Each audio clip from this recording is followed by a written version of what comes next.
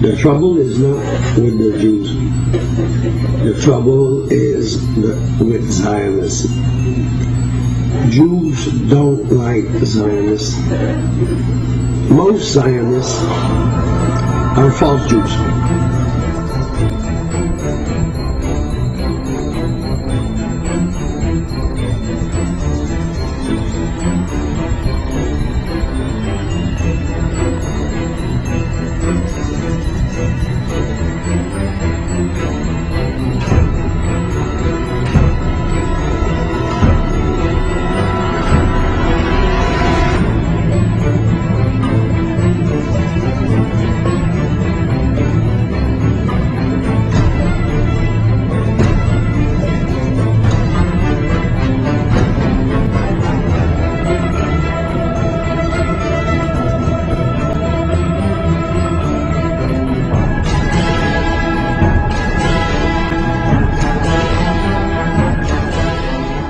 Unfortunately, something new has developed in the world in the last 100 years, a new movement and ideology, and that is called Zionism.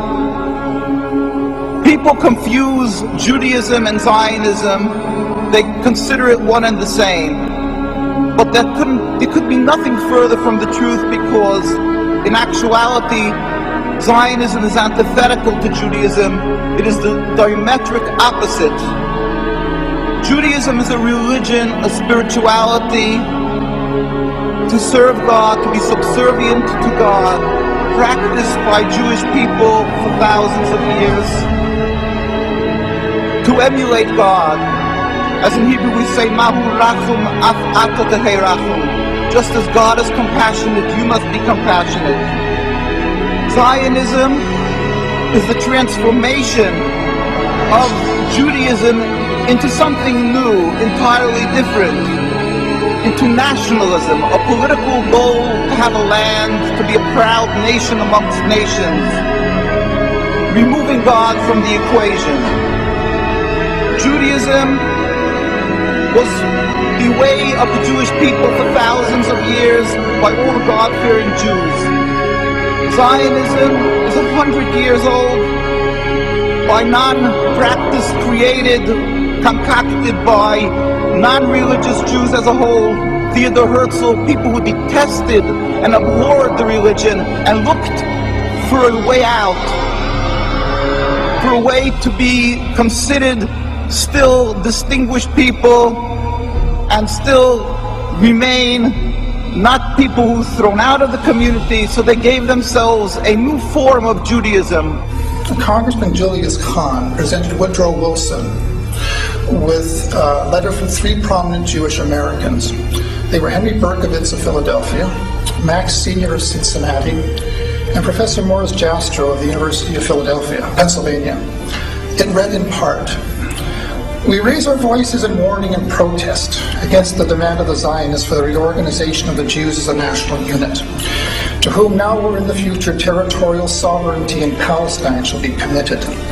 This demand not only misrepresents the trend of the history of the Jews, who ceased to be a nation 2,000 years ago, but involves the limitation and possible annulment of the larger claims of Jews for full citizenship and human rights in all lands in which those rights are not yet secure.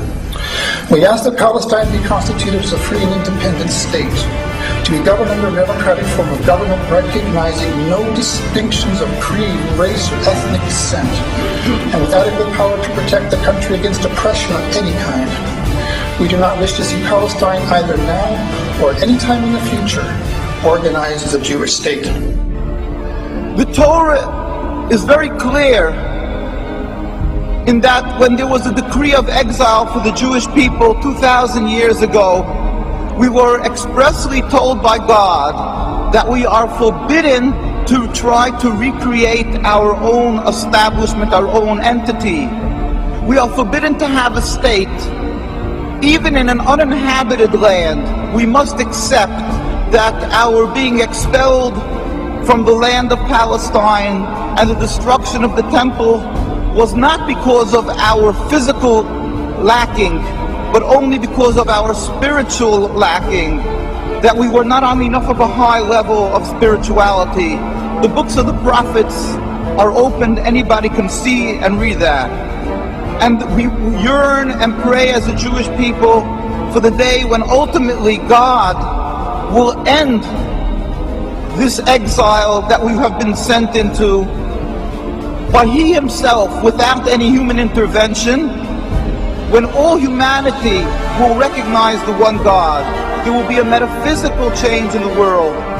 As it states across from the United Nations in the conclave wall called the Isaiah Wall, that the day will come when they will beat the swords into plowshares. One nation will not pick up a sword against another nation. That is what we as a Jewish people must yearn and pray for.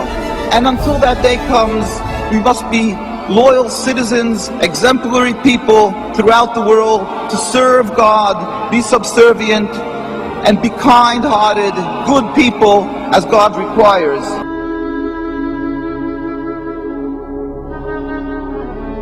I start by saying that I'm a Palestinian with strong Armenian roots, with a commitment to serve Palestine as a whole. I am a product of a Palestine that was pre the State of Israel, with a birth certificate that says Palestine. And I think I have inherited that vision of that beautiful geographical spot that is a melting pot of different ethnic groups, which in my Christian faith is also the cradle of Christianity, but also the source of Judaism and Islam.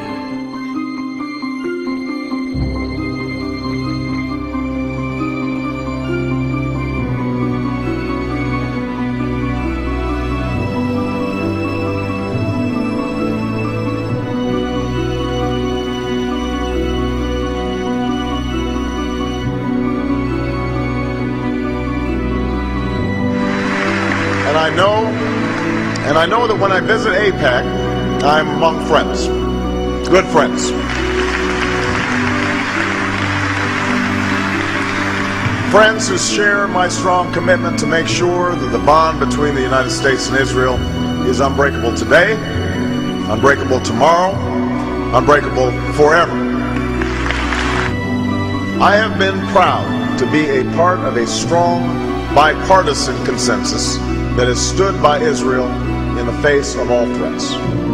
That is a commitment. That is a commitment that both John McCain and I share, because support for Israel in this country goes beyond party.